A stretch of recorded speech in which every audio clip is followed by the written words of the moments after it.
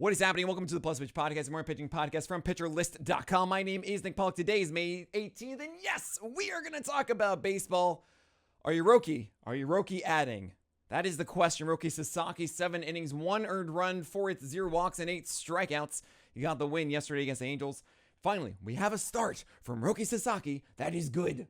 Oh my gosh, we've been waiting for so long, and it's clearly because he's so much better at pitching now. He's changed all these things, right? Well, no. His slider feel was as good as we've seen all year. That was really one of the bigger questions we had in spring when he unveiled that he had this new pitch. Okay, it's an 86 mile per hour gyro slider. It's very average, so it requires him to throw it super well, and that's what he did. He located it incredibly well against right-handers and left-handers alike. Now, the big thing you're probably going to see is Roki Sasaki throwing both a splitter and a forkball. Savant decided, you know what, we are going to split that out into 2 different pitches. Thing is, they really aren't that different. The only real distinction I see in movement is that it's a little bit extra horizontal on the splitter versus the forkball. I imagine if I looked at the spin rates, they'd be a little bit different, but I don't really see this as why Sasaki was better. I kind of think this is the Angels being bad. He did get 3 inches extra horizontal ride on that 4-seam, which is kind of interesting, just kind of out of nowhere. But it's not enough. It's still a empty velocity 96 mile per hour 4-seamer and an average gyro slider and then the splitter / forkball. He got a ton of strikes. I mean, it was 75% strikes in this one, which is a far cry from everything we've seen thus far of like sub 60% strike rates and all. This is a very nice birthday party in my view right now. I want to genuinely hope that this is it. That this is Sasaki taking that 14% swing strike rate that we've seen from him this season and actually turning it into production. But I don't want to go for it. I just don't buy into this at all. Good luck. Good luck, Sasaki. I hope it works out. Now, we have Zach Wheeler and Nathan Eovaldi both looking like studs. And Zach Wheeler set 96.3, matching his 2025 velocity. Oh my gosh. It was old Zach Wheeler. And we just got to hope that it sticks around for the next start. But yes, this is Zach Wheeler. Nathan Eovaldi got a golden goal. And I know he really messed with your emotions early on, right? Started with 2 bad outings. He had 5+ earned runs in 3 of his first 6. And then now he's allowed just 1 earned run total in 3 starts, including 2 against the Yankees and this one at Houston. He's awesome. His splitter obliterated lefties for 64% usage and 33% swing strikes, 77% strikes. That's insane. Stephen Kolek was pretty interesting. He went 6.1 innings of 0 runs, 4 hits, 1 walk, and 3 strikeouts against the Cardinals. Got yourself a win. I called him a sneaky streamer yesterday for a quality start, and I'm really happy it came through for those who needed him on Sunday. He went from 13 whiffs in his previous game to just 5 in this one. And now we don't really know when Stephen Kolek is going to pitch next. It could be next time out. It could be fine. But then again, Cole Reagan's through a bullpen, and he might return from his elbow impingement over the weekend. So I don't know when we're going to see him next. If Kolek does go against the Mariners, think of him like a 15-team Toby. He's not necessarily someone I have to stream in 12-teamers, maybe in quality start leagues. And I don't think you should be stashing him now, waiting to figure out what we should be doing. We have Grant Holmes next. 6 innings, 0 runs, 5 hits, 1 walk, 4 Ks against the Red Sox. He got a win. He has fanned exactly 4 batters in 6 of his 9 starts this year. 4. Yeah, I mean, you can't trust the real estate broker. Kevin Gausman you can trust. He's just like Eovaldi and Wheeler in a way. You just kind of put him in there, and who cares? 0 earned runs in 6 innings. Got the win against the Tigers. Super happy there. Andre Palante, very interesting game. Opposite Kolek here, got the loss. 6.2 innings and 1 earned run, 8 hits, 0 walks, and 7 strikeouts. He gets the gold star because, 7 strikeouts. He throws, it's kind of funny. He throws a sinker and a 4-seamer, but really that sinker is a 4-seamer. And the 4-seamer is a cutter, but they're only about I want to say even in velocity, about a tick off from each other, around 96. And now he's moved that velocity to 96, 97 on the sinker, which is great. He's also increased the slider velocity to near 89 miles per hour, not like 87 as it was before. And it has the same movement. That's pretty dang cool. He got whiffs on that. It's an improved slider. I'm curious about this. Now, the biggest problem for Palante over his career has been the four-seamer to left-handers. Just is not getting inside enough. It's too easy to hit. Not enough cut on it. It's -1 cut on it. And it's been fine against right-handers with that slider and that sinker this year. I am curious, but it's not the moment to go chase Andre Palante. Why? Because he goes into Cincinnati next time, and then he has to face the Cubs. So we're just hoping to see the stuff be replicated in those games. As long as that happens, then we can feel good after. You have Jeffrey Springs getting sunshine and rainbows against the Giants despite having a 3-inch drop in vert on his four-seamer. Yeah, that's not it. It was in Sacre Verde. I'm happy. Also, he did a very strange thing of going inside with his four-seamer and then away with his changeup. Not necessarily down. He had low changeups, but then also up and away changeups to right-handers. It was kind of weird to see that east-west, inside-out approach versus the Blaisdell blueprint north-south for a guy like Springs, a four-seamer changeup approach. It's not typical. I don't think that's going to stick around at all. Adrian Hauser had a very important game because Trevor McDonald is maybe out of this rotation when Logan Webb returns. And if Logan Webb were to return this weekend, then it might be McDonald or it might be Hauser out of the rotation. However, in Sacre Verde, in Sacramento against the Athletics, he got a win. 6 innings, 100 run forts, 5 walks, and 3 Ks for Hauser, but he came through for the team. So I wonder if, I don't know, I wonder how this all plays out. If you have Trevor McDonald right now, I'm not going to necessarily say you have to hold on to him because it's too much haze, right? I would like to take a chance on that because I do think that McDonald is a guy that is going to make a difference on your teams throughout the year if he's in that rotation, but we don't know yet. And he's not going to be like a top 30 starter if he does. Elmer Rodriguez against the Mets. You might have thought this was a sneaky play, and no. 5.1 innings, 100 run, 5 hits, 1 walk, and just 1 strikeout. How am I supposed to butter my bread with this? Yeah, he throws 94, and he isn't really doing enough with his slider, and there's just not enough in the arsenal for me to get excited here. Gavin Williams against the Reds carpet. I've been really debating if the Reds carpet is still a thing. And Gavin Williams, it went 6 innings, 200 runs, 8 hits, 0 walks, and 7 Ks. I want to mention, in 2 of his first 3 starts, Gavin Williams had a sub 60% strike rate on all of his pitches. Since then, he's had 5 out of 6 games where he's had at least a 70% strike rate. And he's allowing more hits in the process. That doesn't surprise me too much. He's finally teaching guys, hey, look, I'm throwing strikes. You have to swing, which means he's more efficient, right? 6 innings, 93 pitches. Like, he can go through that as opposed to this being like a 5.1 inning game. However, I wonder if there's a middle ground. You have seen a 10 strikeout game from Gavin Williams when he went 65% strikes, and that might be it. I think he's making it too easy now for guys to go up and too comfortable in the box, and there is something to be said about that. He's not so overpowering, so overwhelming that guys can't make contact with him, right? It's 8 hits here, even though he does have 17 whiffs and a 35% CSW because he's throwing like 75% strikes here. So there is that kind of adjustment that still needs to be made for Gavin Williams. However, this is a much better version. I would so much rather have guys throwing 70% strikes and saying to them, hey, cool, we need a little bit fewer of them now, than 55%, 58, and saying, dude, come on, throw strikes, right? So great position here. I wonder if the pendulum is going to swing a little bit more to even that out.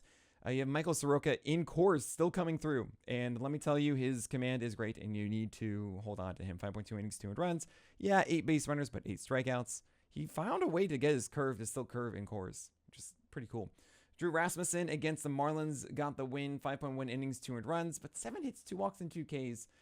I also think that Rasmussen's cutter is really 2 pitches, a 85 to 89 mile per hour gyro slider, and then he has like a 90 to 93 mile per hour cutter. You have the latter the former, the gyro slider being featured a little bit more against righties.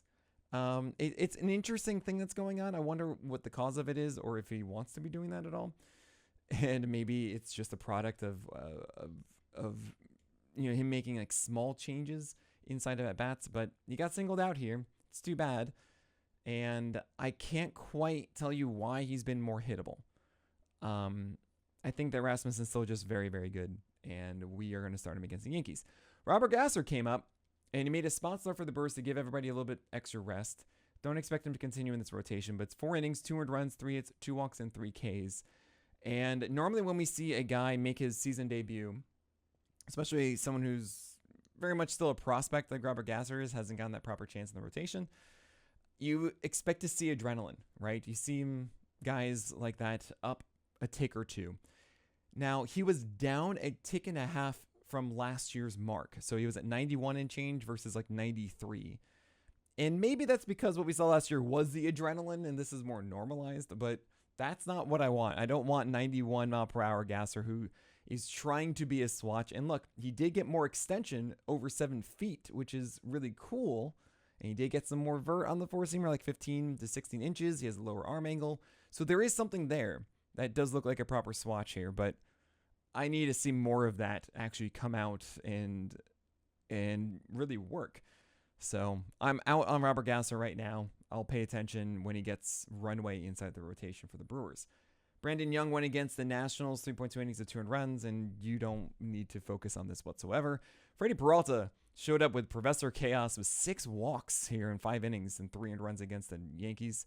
Yeah, I'm just going to move past that because you're going to keep starting Freddie Peralta. Bailey Ober, complete game shutout, and now against the Brewers, got the win. 5 innings, 3 earned runs, 6 hits, 2 walks, 1 strikeout. How am I supposed to butter my bread with that? Yeah, that is the Bailey Ober that we expect, and you shouldn't go after Bailey Ober. Lucas Giolito appeared for the Padres against the Seattle Mariners in Seattle, and he got a win. 5 innings, 3 earned runs, 1 hit, 3 walks, 3 Ks. That's 4 base runners in 5 innings. 3 earned runs. Oh my gosh, a little bit of careful Icarus, I believe. 3 Ks. But here's the thing. Last year, 93.5, 94, maybe even some like 95 at times, as he was trying to figure out which of his pieces inside of his arsenal is going to be there in a certain day. Didn't really have all 3 of the four-seamer changeup and slider working back last year in 2025. This start, first time we see Lucas Giolito, 90.4 miles per hour. This is why he wasn't signed for so long, I think. And he was ramping up. Like, he was trying to pitch and be there while guys were trying to sign him. Remember that interview? So the fact that he's at 90.4 right now, I don't think all of a sudden he's going to be 93 next start. This was an 88.3 mile per hour fastball on pitch 72 in the 6th inning. Just want to, oh boy, I don't want to touch that. That is way, way too risky. Jack Flaherty against the Jays, 6 innings, 4 earned runs, 5 hits, 0 walks, and 4 strikeouts. Yep, that's Jack Flaherty. He got bamboozled in the first with a solo shot and another run, and then he let 2 earned runs later on. And there's nothing here that is interesting that says, hey, look, Jack Flaherty's the guy that you want. Miles Michaelis, 5.2 innings, 4 earned runs, 6 hits, 1 walk, and 4 Ks. Why did I even say the entire line? You don't want this. Colin Ray, a little disappointing here against the White Sox. He was 1 out away from making this a solid game. 4.2 innings, first and second, 2 outs, right? And he allowed the double. It scored 2 runs, knocked him out of the game. Could have been 5 innings of 2 earned runs. It's too bad. It's how it goes, and he is still a streaming option. You have Eric Fede against the Cubs on the other side of it. You shouldn't trust him. 3 innings, 4 earned runs, etc. Blah, blah, blah. Don't go after Eric Fede. Peter Lambert, my gosh, this is such a careful Icarus. 6 innings, 5 earned runs, 3 hits, 2 walks, 6 Ks. But he did this with 2 earned runs. 2 earned runs. Oh my gosh. 2 earned runs off of a Jake Berger home run. That was a 2-1 fastball right down the pipe, and it's so annoying. And he allowed another walk. It was 3 base runners through 6 innings. And then he allowed the first three guys on via, what was it, walk and like a single and a hit by pitch, I believe it was. Like, oh my gosh, it drove me nuts. Walk a double, that's right. So he had the bases loaded, got out of the game. All 3 came around to score. Peter Lambert is that kind of guy that can go 6 innings with 2 earned runs constantly. He had it here. He did an 81 pitches. That is who you should think Peter Lambert is. Cool. Paul Skeens, he increased his ERA by what, 30%? It's like 2.62 now, and it was under 2 before this. It was 5 innings of 500 runs, 6 hits, 1 walk, 7 Ks, whatever. We move on. Yuri Perez, yeah, he can be dropped. I know that sounds crazy, right? But I just 5 innings, 5 earned runs, 5 hits, 4 walks, 5 Ks. Man, you need one more walk, right? Just go all fives there. He has the tiara, right? Turn it around right away. That could be the future of a Yuri Perez. And this was a better approach to right-handers. I've normally seen him just throw everything in the zone and at least try to, and that's that. This was more of four-seamers up and breaking stuff down and away, some even fastballs down and away, and some singers inside, sometimes too far inside. But it's still, like, not effective, right? Even doing that against right-handers, he didn't have success. And then against lefties, yeah, it was just a mishmash of blah. There are all these pitches over the plate. So I know it could be great next time. I know the stuff is so good. It's so rare to have like this high of a stuff guy be this rough, even though he's not throwing just all balls. But how long can we do this for? And like, I just think the risk proposition is just too high right now, right? The value proposition, I should say, instead. Brady Singer shouldn't be rostered at the moment. And 4 innings, 5 earned runs, so we don't do that. George Kirby, 5.2 innings of 6 earned runs, 6 hits, 2 walks, and 6 Ks. This was a careful Icarus with 4 runs in the 6th. But I'll tell you this. He is not taking advantage of what he does. It drives me nuts. And I know I sound arrogant when I say I'm like, I want him to be doing a different approach, but it's just, I've seen so many pitchers, and what he's doing is not the way that you normally see guys express an arsenal like this. And what he's doing right now is actually the Lance McCullers problem, which Lance McCullers used to throw sinkers and breaking balls and changeups and everything all to the same spot. Like they would start in different places and then all converge in the same spot away. That's what he's doing right now against right-handers. Sweepers are on the black away, all along the column of it, but it's all away, right? Same thing with sinkers and same thing with four-seamers. They're all converging on the same spot. No, it should not be that way.